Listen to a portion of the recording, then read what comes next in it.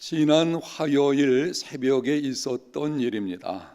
기도를 마친 후 자리에서 일어나 나오는데 뒤쪽에 처음 보는 중년 여자 한 분이 기도하고 있었습니다.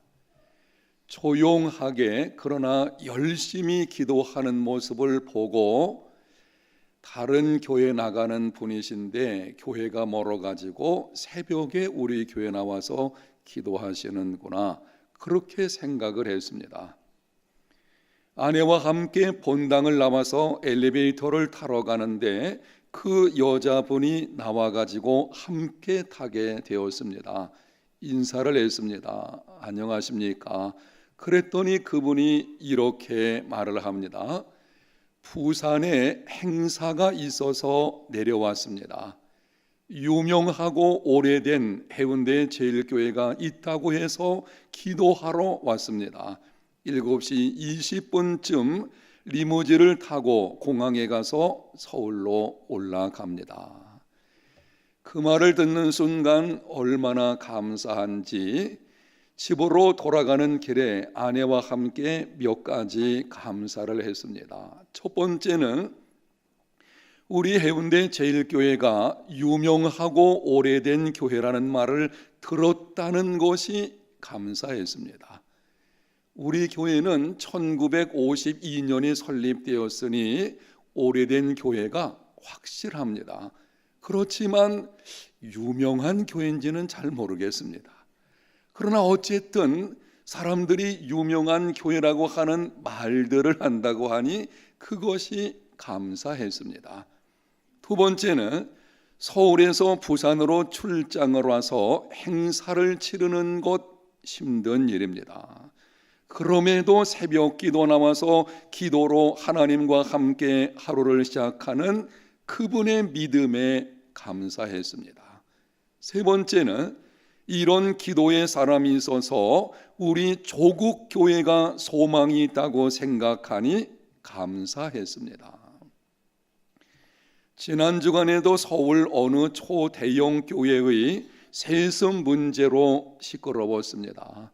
가뜩이나 전도하기가 쉽지 않은데 한 사람에게 전도해가지고 예수님께로 인도하기가 쉽지 않은 시대를 우리가 살아가는데 그런 일이 매스컴에 오르내리니 마음이 답답했습니다.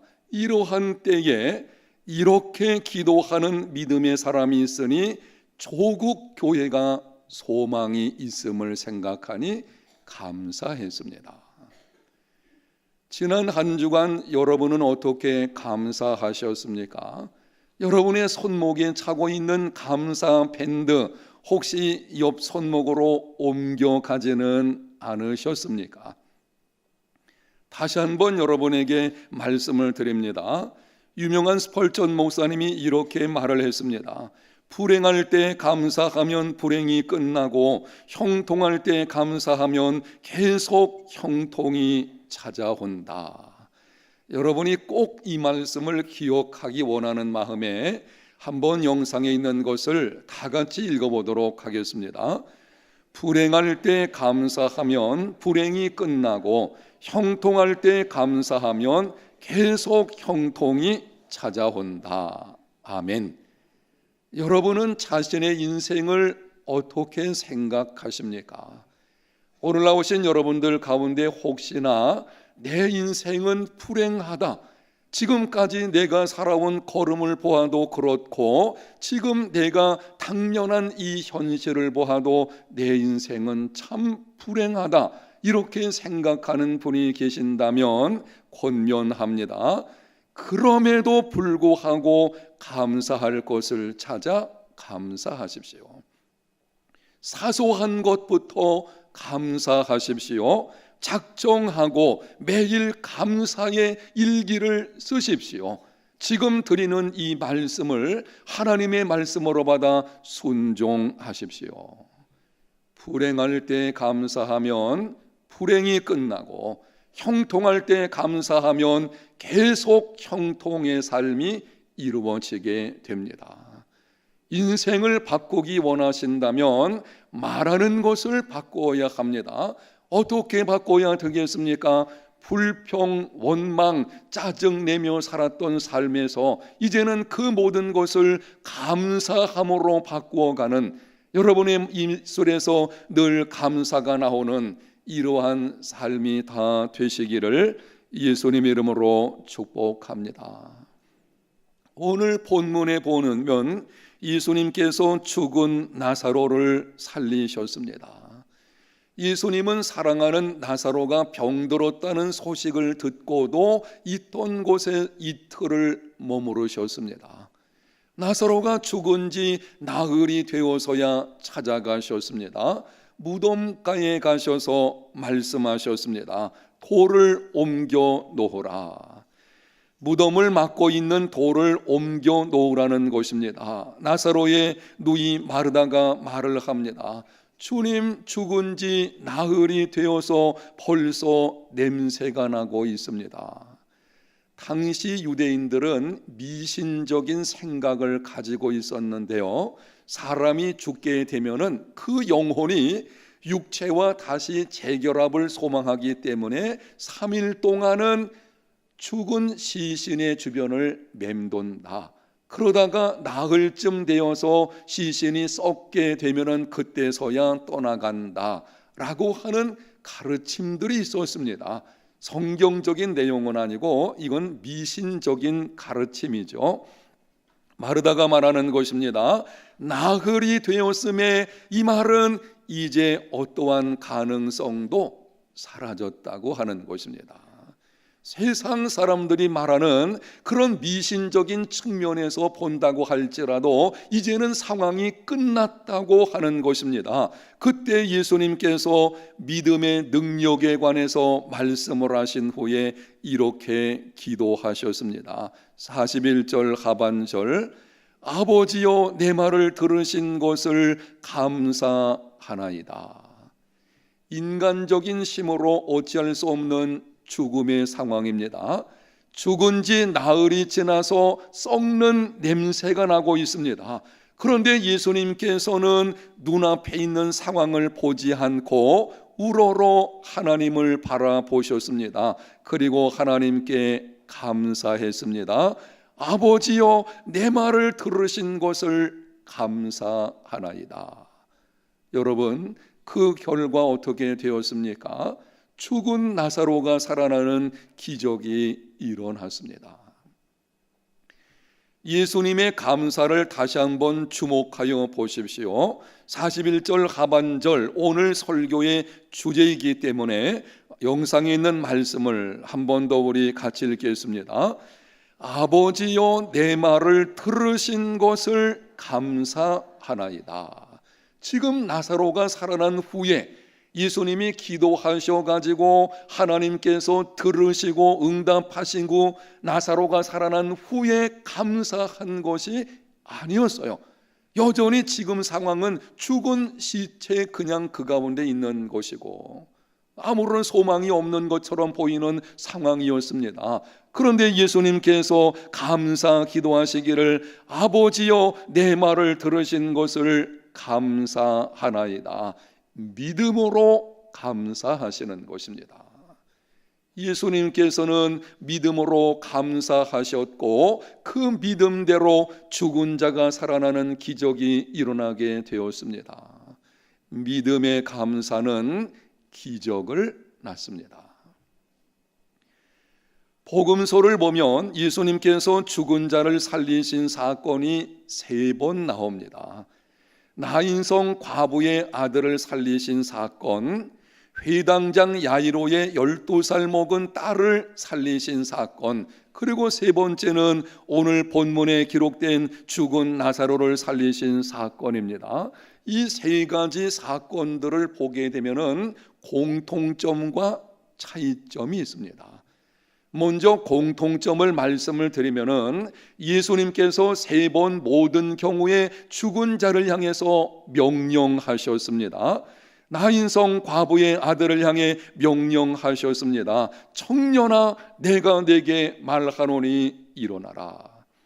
회당장 야이로의 죽은 딸을 향해 명령하셨습니다. 소녀야 내가 네게 말하노니 일어나라. 죽은 나사로를 향해서 명령하셨습니다. 나사로야 나오너라. 성경을 보게 되면은 신앙의 위인들도 죽은 사람을 살린 경우가 있습니다.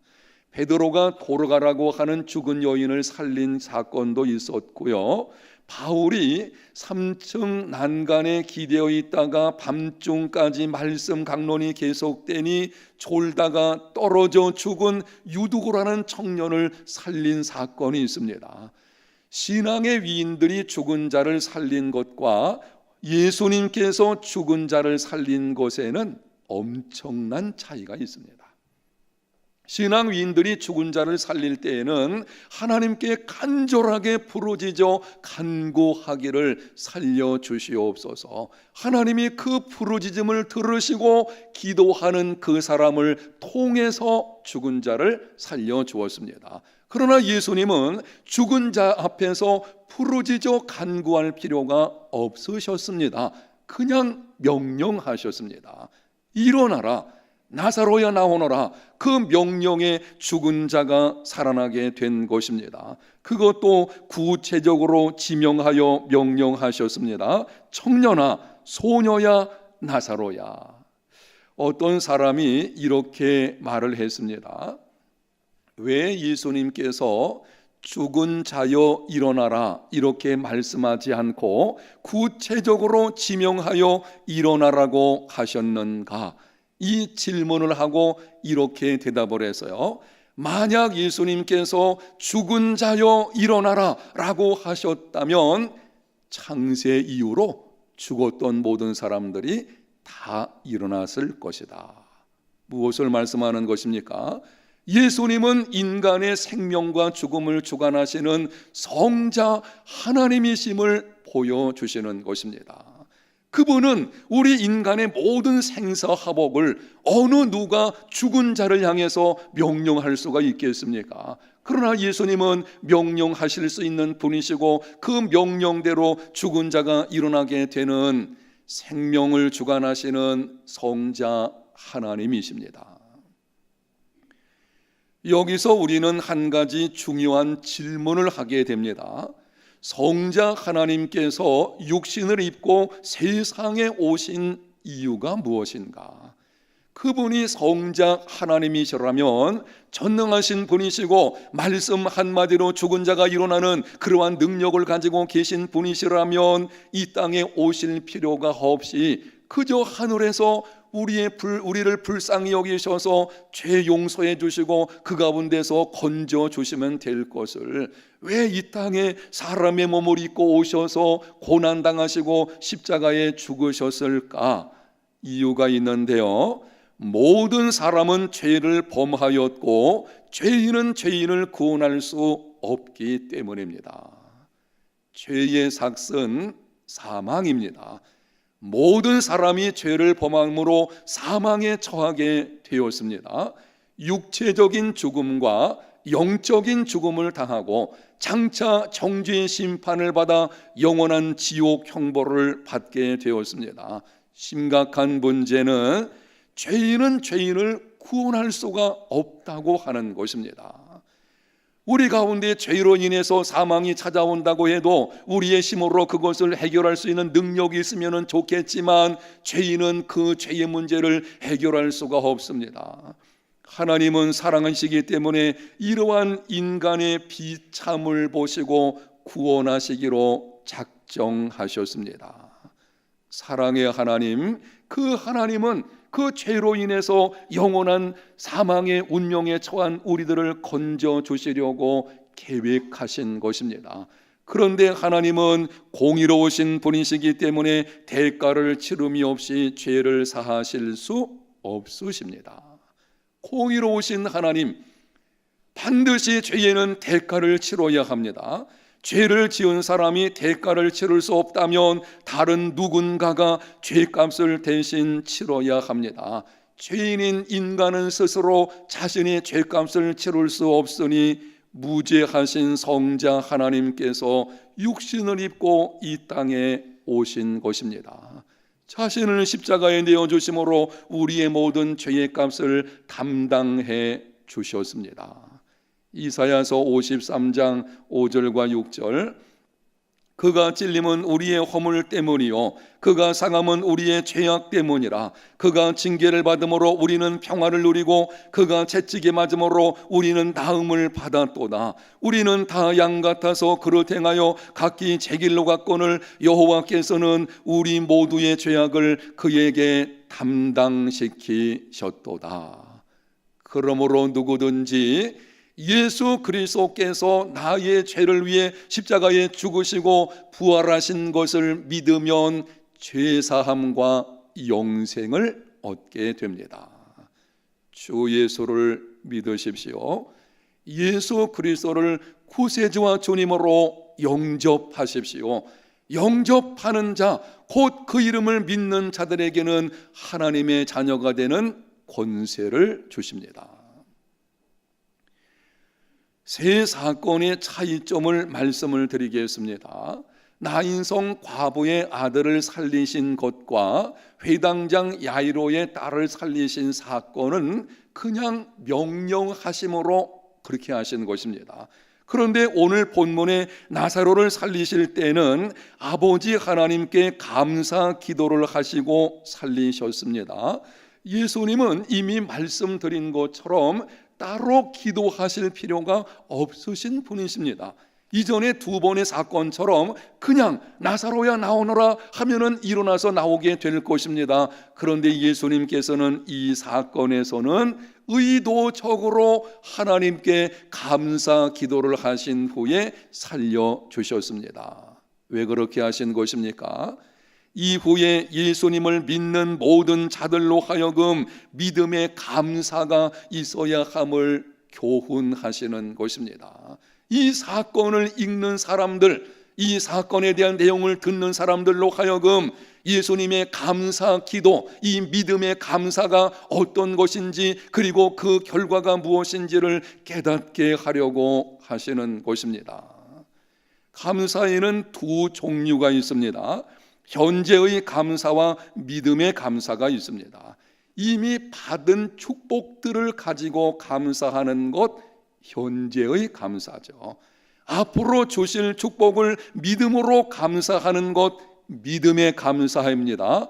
오늘 나오신 여러분들은 예수님의 감사를 통해서 믿음의 감사를 배우시고 현재 내게 주어진 것만으로만 감사하는 것이 아니라 그 이상으로 앞으로 주어질 축복들을 믿음으로 감사하며 살아가는 삶이 되시기를 바랍니다. 구약성경 신명기 16장에 보게 되면 이스라엘 3대 절기들이 나옵니다. 이 3대 절기들 가운데서 오늘 우리가 지키는 추수감사절과 동일한 의미를 갖는 절기가 초막절입니다.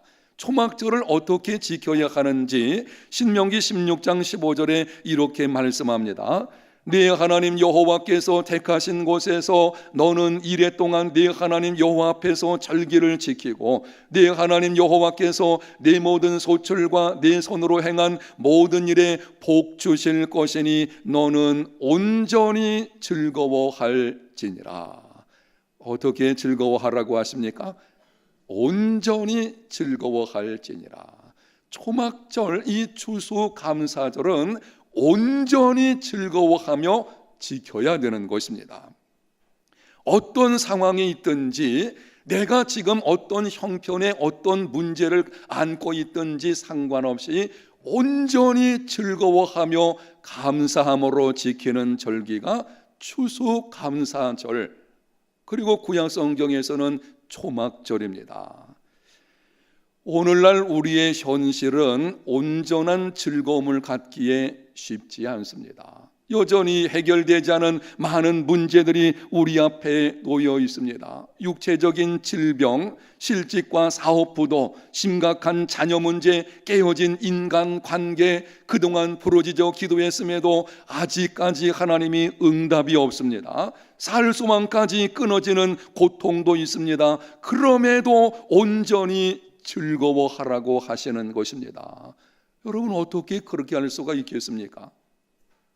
오래전의 일인데요, 한 번은 실직을 당한 남편의 아내 되시는 분이 제게 이렇게 말한 것이 기억이 납니다. 목사님, 아침에 눈을 뜨는 것이 두렵습니다. 양식은 점점 떨어지고 아이들은 어린데 내가 어떻게 해야 할지 모르겠습니다. 이러한 상황에서 어떻게 온전히 즐거워하며 감사할 수가 있겠습니까? 사랑하는 성도 여러분, 하나님을 알지 못하는 자들은 온전한 즐거움이 불가능할지라도 예수 믿어서 하나님의 자녀된 저와 여러분들은 이러한 삶을 능히 살아낼 수 있는 줄로 믿습니다. 예수 믿는 자들에게 주어진 특권이 있어요. 예수 믿는 하나님 백성들은 이렇게 충분히 살 수 있기 때문에 하나님께서 말씀하시는 것입니다. 어떻게 우리가 이러한 삶을 살 수 있겠습니까? 15절 하반절, 신명기 16장 15절 하반절을 다시 한번 보겠습니다. 네 하나님 여호와께서 네 모든 소출과 네 손으로 행한 모든 일에 복 주실 것이니 너는 온전히 즐거워할지니라. 한번 따라합니다. 복 주실 것이니, 하나님께서 복 주실 것을 믿음으로 감사하며 온전히 즐거워하라는 것입니다. 복 주신 것, 그것으로 인해서 감사하는 것이 감사절입니다. 하나님 백성들의 감사절은 거기에 머무르는 것이 아닙니다. 지금 상황을 보니까는 여러 가지 측면에서 감사할 것이 많지 않은 것처럼 보일지라도 앞으로 하나님께서 또한 복 주실 것을 믿음으로 즐거워하며 감사하는 이런 삶을 살아가야 하는 것입니다. 즐거움에는 절반의 즐거움이 있고 온전한 즐거움이 있습니다. 내가 가지고 있는 것으로 즐거워하는 것은 절반의 즐거움이에요. 내가 지금 가지고 있다고 해서 내일까지 그것을 가지고 있을 것이라고 아무도 장담할 수 없습니다. 오늘은 내일을 보장해 주지 않습니다. 오늘 좋아도 내일은 최악이 될 수가 있는 것입니다. 지난 주간에 포항에서 지진 사건이 일어났습니다. 안타까운 일이죠. 지진으로 인해서 고통 가운데 있는 분들에게 하나님의 크신 위로가 있으시기를 원합니다. 그런데 이 지진을 볼 때에 불현듯 제가 이런 생각을 한번 들었어요.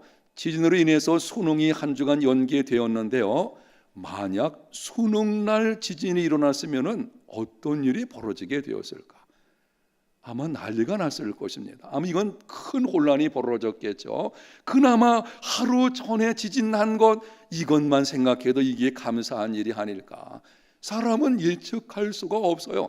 사람이 계획을 세울지라도 이를 이루시는 분은 하나님이신 줄로 믿습니다. 오늘 내가 가지고 있는 것, 그것으로 감사하십시오. 그런데 그것이 내일을 보장해 주지 않기 때문에 절반의 즐거움입니다. 온전한 즐거움은 오늘 가지고 있는 것뿐만이 아니고 내일도 하나님께서 지켜주실 것이고 앞으로 하나님이 약속하신 대로 내 인생의 놀라운 축복으로 채워주실 것이라는 그 믿음으로 감사하며 즐거워하는 것입니다. 믿음은 바라는 것들의 실상이요 보지 못하는 것들의 증거입니다. 지금까지 나를 인도하시고 이만하게 복을 주신 하나님께서 앞으로도 인도하시고 복을 주실 것이라는 믿음, 그 믿음이 온전한 즐거움과 감사를 가져다 주게 되는 것입니다. 창세기 12장에 보면 하나님께서 아브라함을 부르실 때에 복을 약속하셨습니다. 내가 너로 큰 민족을 이루고 네게 복을 주어 네 이름을 창대케 하리니 너는 복의 근원이 될지니라. 그런데 약속의 말씀을 받은 후 이상하게도 아브라함의 삶에 어려움이 점점 더 많이 찾아오게 되었습니다. 본토 친척 아비집을 떠나야 했습니다. 여기저기 유리하는 삶을 살아야 했습니다. 약속의 땅에 들어갔을 때에는 기근을 만났습니다. 아들을 주시겠다고 하시고 25년간을 기다리게 만드셨습니다. 복을 주시겠다고 약속하시고 왜 이렇게 힘든 인생길을 걸어가게 하시는 것입니까? 이미 약속하신 복을 받을 자격자로 만들어 가시는 것입니다. 주목하여 들으십시오. 하나님은 우리가 스스로 노력을 해서 복을 받을 자격자로 준비되면 그때서야 찾아오셔가지고 복을 주시는 분이 아니십니다. 우리에게 말씀하시기를 내가 노력하고 애를 쓰고 선한 일을 힘쓰고 수양을 닦아서 복을 많이 받을 그런 사람이 되어지면 그때 내가 너에게 복을 주겠다, 그렇게 하시는 분이 아니십니다. 예수 그리스도 안에서 우리를 부르실 때에 그런 인생으로 우리를 부르신 것이 아닙니다. 하나님은 먼저 복을 준비해 놓으시고 그것을 받을 만한 자로 만들어 가시는 분이십니다. 영상에 있는 말씀 중요하니까 한 번 더 읽어보겠습니다. 먼저 복을 준비해 놓으시고 그것을 받을 만한 자로. 아멘. 하나님은 우리의 인생을 그렇게 인도하여 가십니다. 지금 여러분 앞에 있는 고난의 문제가 무엇입니까? 하나님께서 이미 복을 준비해 놓으시고 시험하신다는 것을 아시고 그 놀라운 축복을 약속을 해 놓으셨어요. 그 약속을 받을 만한 사람으로 하나님이 우리를 만들어 가시고 있다는 이 분명한 사실을 알고 이 믿음을 가지고 인내하십시오. 이 믿음을 가지고 용기를 내십시오. 이 믿음을 가지고 감사하는 삶이 되시기를 바랍니다. 불신의 사람은 현재 주어진 것만으로 즐거워하고 감사합니다. 그러나 믿음의 사람은 현재 주어진 것뿐 아니라 장차 하나님께서 복 주실 것을 인하여 즐거워하고 감사합니다. 불신의 사람은 눈에 보이는 것만으로 즐거워하고 감사합니다. 그러나 믿음의 사람은 눈에 보이지 않는 것을 인하여도 즐거워하며 감사합니다. 불신의 사람은 당면한 고통 중에 낙심합니다. 그러나 믿음의 사람은 하나님께서 이미 복을 준비해 놓으시고 그것을 받을 자격자로 만들어 가신다는 것을 알고 믿음으로 감사합니다. 사랑하는 성도 여러분, 믿음은 하나님의 약속을 믿는 것입니다. 믿음은 뜬금없는 것이 아닙니다. 믿음은 하나님이 우리에게 약속하신 것들, 그 약속을 붙들고 나아가는 삶인 것입니다. 하나님께서 우리에게 이미 약속들을 주셨습니다. 오늘 몇 가지 말씀을 드릴 때에 내게 주시는 말씀으로 받으시는 시간이 되시기를 바랍니다. 하나님이 이렇게 약속의 말씀을 하셨습니다. 예레미야애가 3장 33절 주께서 인생으로 고생하게 하시며 근심하게 하심은 본심이 아니시로다. 택한 백성들을 고통 가운데 두시는 것 하나님의 본심 아닙니다. 하나님의 본심은 다른 데 있어요. 우리를 그렇게 하시는 것은 놀라운 축복을 약속하시고 그것을 받기까지 우리는 예측할 수 없지만 다 알 수는 없지만은 하나님의 그 놀라운 섭리 가운데서 이루어지고 있다는 것입니다. 로마서 8장 28절 우리가 알거니와 하나님을 사랑하는 자 곧 그의 뜻대로 부르심을 입은 자들에게는 모든 것이 합력하여 선을 이루느니라.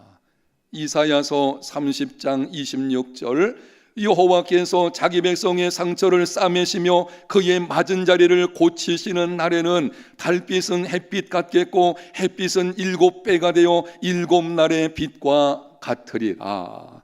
아멘. 지금은 힘들고 고통스럽지만 하나님이 회복하게 하시는 날이 반드시 있게 될 줄로 믿습니다. 약속하셨어요. 그 날이 되어지면은 7날의 빛과 같으리라. 이전에 힘들었던 것, 고생스러웠던 것을 기억하지도 못할 만큼 그러한 놀라운 은혜로 축복으로 채워주시겠다는 것입니다. 로마서 8장 38절과 39절 내가 확신하노니 사망이나 생명이나 천사들이나 권세자들이나 현재일이나 장래일이나 능력이나 높음이나 기쁨이나 다른 어떤 피조물이라도 우리를 우리 주 그리스도 예수 안에 있는 하나님의 사랑에서 끊을 수 없으리라. 이 놀라운 하나님의 사랑을 알고 믿음으로 감사하는 삶이 되시기를 바랍니다. 오늘 아침에 우리는 예수님의 감사를 배워야 합니다. 믿음으로 감사하십시오.